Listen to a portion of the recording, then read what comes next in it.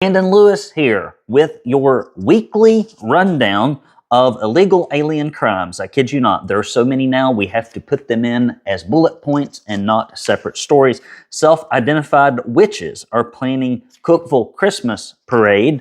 Transsexual man expected to play the female lead in the Nutcracker. Where could it happen? Only in Memphis. No rebuke from Tennessee GOP leadership about the drunken escapades of Ken Yeager. We're going to talk about Representative Gino Bulso protecting Tennessee's unborn.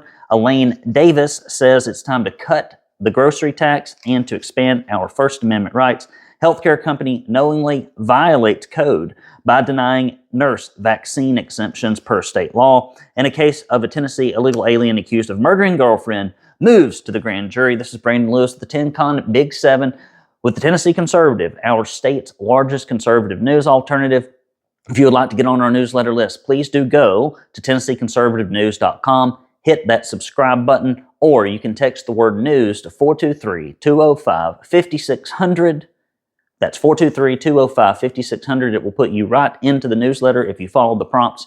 And finally, follow us on Twitter /X, Gab, Getter Truth, MeWe, and Rumble, and everywhere else you get your social media. And check out our podcast if you just happen to be watching this in video form. We're going to start off with a little bit of an announcement. Guys, we have the Hamilton County Republican Party Christmas get-together. If you happen to be in Hamilton County and you are a subscriber, come join me. It is going to be on the 17th.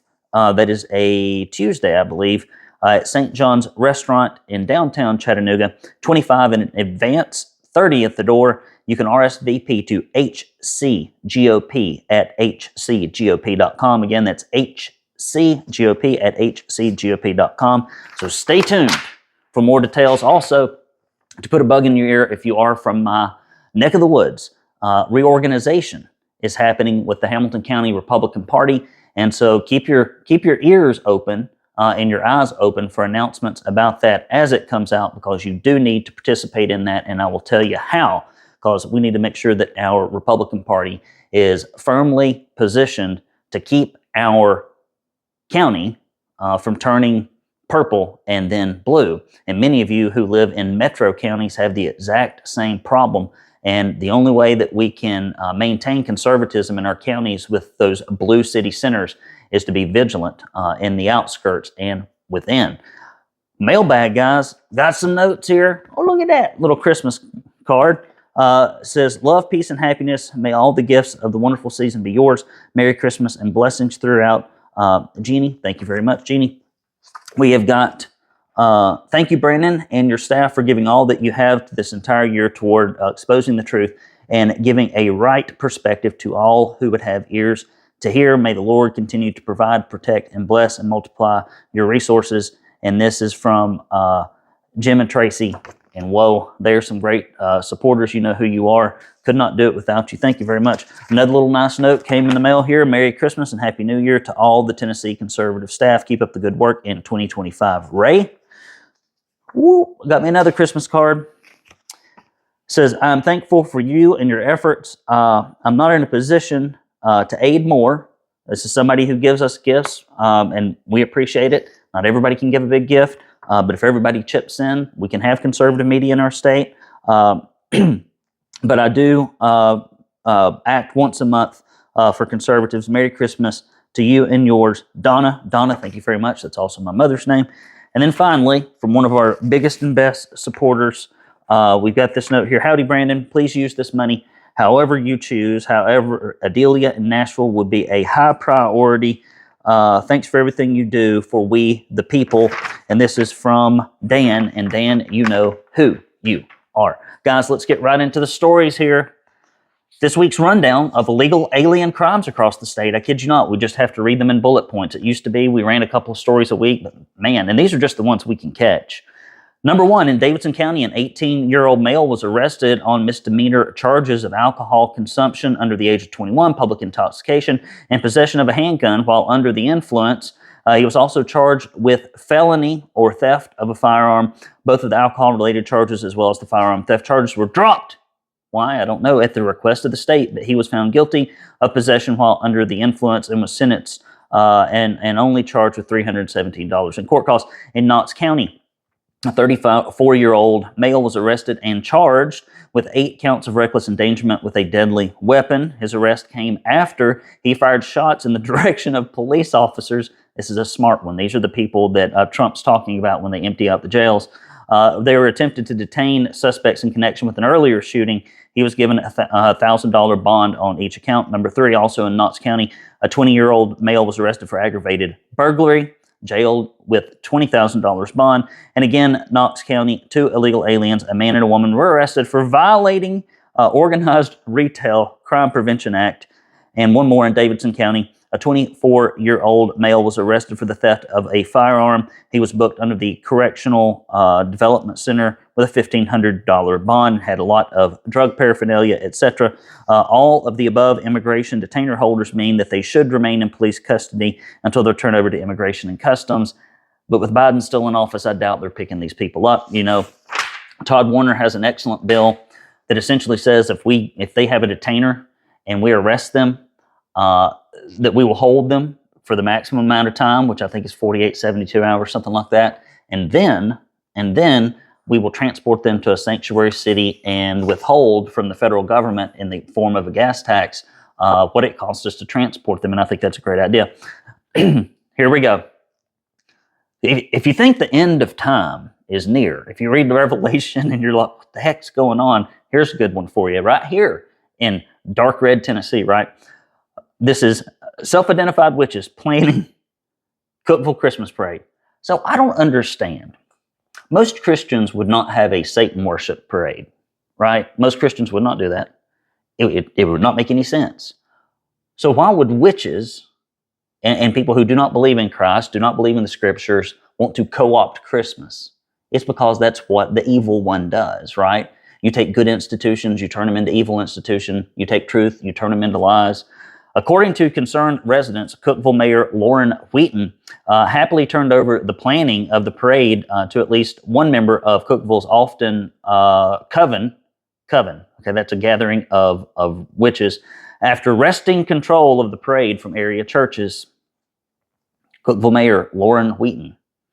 Cookeville area churches decided to put on Christ at the center of the parade and announced the theme of celebrating light of Christmas. But backlash quickly followed when progressive members of the community took issue with the application, etc. Wheaton and Putnam County School Superintendent Corby King pressured church organizations to relinquish control of the parade, telling them that the schools would not be allowed to participate. Why not? Are you telling me that kids can't worship? That kids can't express their beliefs in schools? Doesn't make any sense. When the council met to vote about assuming control of the parade, the topic was not added to the agenda until the meeting was already underway. Wheaton pressed for a vote, and at the very end of the meeting, several locals said that they were concerned that this was done intentionally to minimize reaction from mostly conservative community in Knoxville. No, nobody would ever try to silence conservative voices. Sam Raper, who has long been known for her connections to witchcraft, and is also the president of the Cookeville Inclusive, was given a seat on the parade committee. Raper, along with witchy woman Montana Chambers of the Tiny Cloak and Emily Woods, who makes jewelry under the name Woods Witch, etc. Both Chambers and Raper belong to the Facebook group called the Cookeville Magic Society. I don't want to read the rest of this. Guys, y'all need to run those elected officials in Cookeville out of office. Just get rid of them. Get rid of them. Anybody that had anything to do with this, that would be my suggestion to you. Next story, equally as crazy. First, we have witches celebrating Christmas. Now we have men dressing up as women in the Nutcracker. As families gather together during the holiday season, Christmas productions, plays, and musicals often take center stage for wholesome and festive entertainment. But this Christmas, audiences beware, as it appears that Memphis, a theater group, has chosen to debase a beloved classic. According to the sources, the ballet Memphis, which presents many of its productions at the Orpheum Theater, has cast a transsexual man to play the lead female, Clara, in some performances of this year's Nutcracker. Don't look too close, you might get an eyeful. I've seen those leotards. I don't know how this is going to work out. More than 60 children are also performing in the production. That's disgusting. Whose parents were not notified that a male would be dancing in the lead female role. I would take my kids out of that faster than damn it. As with many theaters and arts communities, the Orpheum primarily funded through ticket sales, but utilizes other sources, including donor support, corporate sponsorships, and fundraisers to supplement the income. Government subsidies also play a large role in supporting the theater, which receives about $100,000 annually. Next story. No rebuke, as you might expect. They probably said, good job. Woo, that was crazy. I bet you had a good time down there. Tell me all about it. Ken Yeager, no rebuke from Tennessee GOP after Yeager pees himself and gets national attention for it. I mean, he's in the New York Post. This thing has been picked up and carried all over the nation. He's supposed to lead the Senate. After Republican Ken Yeager was arrested in Georgia last week for a DUI, hit and run, and failure to stop at a stop sign, Republican leadership has yet to make any comment on whether or not he should step down as Republican caucus chair. Yeager, who failed the field sobriety test, supposedly urinated on himself, called the event merely an unfortunate incident. Yes, very unfortunate. Yeager is under additional scrutiny as the vehicle and the hit and run had his plates on it. And it's also something he's been writing off as a campaign expense, which is highly unusual. Financial disclosures, it spent almost $23,000 on the vehicle's lease. Yeager said that the mileage reimbursement were an oversight paid to him despite by making no mileage on his legislative per diem forms. Yeager wrote, to correct this, I will promptly reimburse my campaign account for the mileage discrepancy in question. Guys, we are going through the annual fund right now. We need your help, guys. TennesseeConservativeNews.com/support. P.O. Box 625, Signal Mountain, Tennessee 37377. The post is traveling very slow right now. We have got mail out and about for the annual fund. And boy, I've not even got any of it. It's going super slow. So please do chip in. Please do help us. We're trying to send Adelia to Nashville. It's crazy to me. Guys, crazy. You should give to this, that we don't have a single solitary conservative news reporter in Nashville when the state is conservative. It's crazy. But the only way we can break that trend, the only way we can bring you the truth and be right there in the trenches and to get the information you need to know, not just watch the committee meetings, to get in there with the likes of Democrat Phil Williams and the rest of them, and the Tennessee Holler, and all the other corporate shills, all feeding out of the same corporate trough as GOP leadership does. We need somebody there, and Adelia, I believe, is the person to send. But we can't send her there if we don't reach our goal. Please do go to TennesseeConservativeNews.com/support, P.O. Box 625, Signal Mountain, Tennessee 37377. And if you give $50 or more, or a recurring donation, which we desperately need recurring monthly donations, please, please, please do that. Please consider it. Pray about it. Listen to your guilty conscience, alleviate it, give. We can't just continue to sit on the bench. I was listening the other day. I don't follow Alex Jones closely, but occasionally he will have really good pitches and really good video clips about stuff. And this is something else we're trying to do at the Tennessee Conservative, is to be better with video, like grabbing snippets of video, repurposing them, bringing them to you in little news nuggets, but we just don't have the production capacity because we don't have the funding. But he said, it's amazing. So all the people that consume my media, less than 1% give. It makes me feel better because we're at about 6% giving right now. Now, not if you count all the social media stuff, but just the newsletter list. Guys, help us get to 7, 8, 9%, please. Just a little bit more. And contribute, be a part of the solution, not a part of the problem. TennesseeConservativeNews.com/support. Thank you very much. Conservative Rep. Gino Bulso files to protect Tennessee's unborn children with 2025 legislation. Merely weeks away, bills are already being filed to secure the position.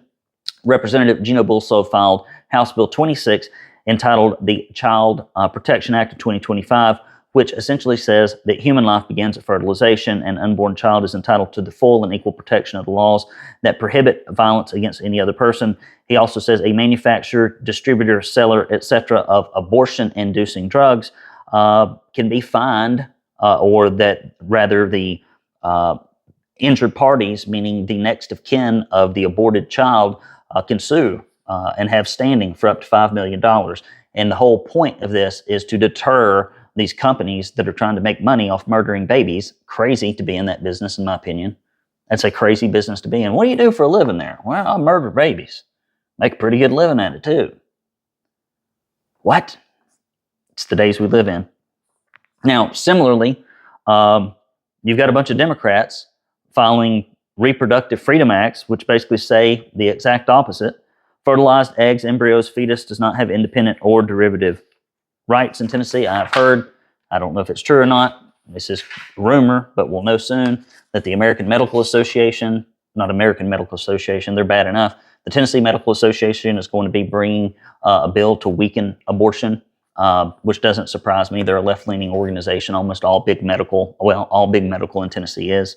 So guys, keep an eye out. We're going to have to give you the news so we can defend against this. Next story. Tennessee State Rep Elaine Davis files a bill to cut grocery taxes. House Bill 0021 would repeal the 4% sales tax on food and ingredients by July 1st, 2025, although some things such as alcohol, candy, tobacco, and diapers could still be taxed. Why are we taxing diapers? I don't know.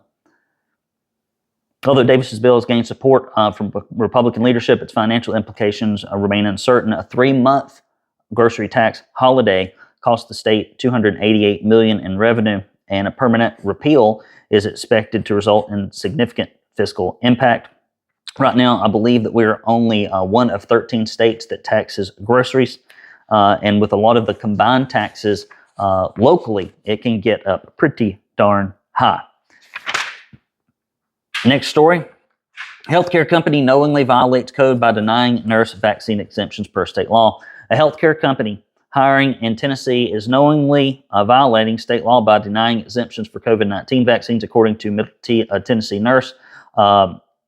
Elevance, I guess that's how you pronounce that, Health, rescinded a job offer last week after she stated she would supply an exemption in lieu of the vaccine card, proving that she had been vaccinated for COVID-19. In a conversation over text with a recruiter who reached out to her regarding the position, it was acknowledged that Elevance was well aware of the state law, but chose to still require new hires to be vaccinated rather than, quote, put their patients at risk. The job in question was a hybrid position that required 1 to 2 visits with patients per week, but would have been remote the rest of the time. With the Tennessee state law in place and the ending of federal COVID-19 vaccine requirements for the CMS-certified healthcare facilities, healthcare providers operating in the state are subject to the state law mandating that employers exempt exemptions for COVID-19 vaccine. Violations are punishable by a civil penalty of $10,000 and may be reported to the Attorney General's office, and I hope this lady does it. Last story. Case of illegal alien accused of murdering girlfriend moved to grand jury. The murder case against 21-year-old Juan Carlos Diaz Perez was pushed to the Knox County grand jury on Wednesday morning. Perez is charged with killing his 18-year-old girlfriend in July. Autopsy report stating her death was ruled to be a homicide. Extensive chopping injuries to her head, face, neck, and seems to have also been strangled. Real winners we're letting into our country here. We could have been doing something about this at the state level and preventing their entry, cutting off the jobs, the welfare benefits, the free education benefits. Those bills have been killed by Republicans over and over and over again in committee. There are some good bills being brought to make Tennessee safer and to protect our borders from within and not rely exclusively on the federal government, which is the way forward for all states, in my opinion. And we will see who kills them in committee. Be the same old RINOs. That's fine, boys. You just keep racking those votes up. And the longer you do it, the more we report on it, the more likely someone is to run against you. So whether they pass or whether they fail, we still get some benefit from it. Those are your headlines. What's going on this weekend? Well, last weekend, we had a great Christmas party at the house, well attended, lots of fun. I may have reveled a little too much. I mean, I didn't get Ken Yeager drunk, but I don't know that I was in the best state of mind. Ken Yeager drunk, that's funny. I'm going to start using that. Nonetheless, we had a good time. Tonight, I've got some friends coming over from Profession Past, a couple of folks that own a construction company back when I owned mine that we made real good friends with, and another group of folks that run a construction company and a cattle company. And we've all known each other for 15 to 20 years now. I don't know how long it's been, 15 years or so. And so they're coming over for dinner. We're going to have a good time at the house here. I've got some phone calls to make this weekend about various political machinations across the state, some at home, some not here. And I am going to take my daughter to the Christmas party at Church for Kids because she wants to go there, while Mama and Ruby Dooby go up to Knoxville to celebrate Aunt Hay Hay's birthday. We couldn't be in two places at one time, so we're splitting forces. And then I've got another Christmas party to go to up here on the mountain for some dear friends, just a little bit down the road from me. So I'm excited about that as well. And who knows what Sunday's going to hold? Hopefully not much. I got stuff to do. I'm backed up and stacked up with work this time of year. So thank you guys for tuning in, for supporting us. If there's anything you can do before the end of the year, please do it.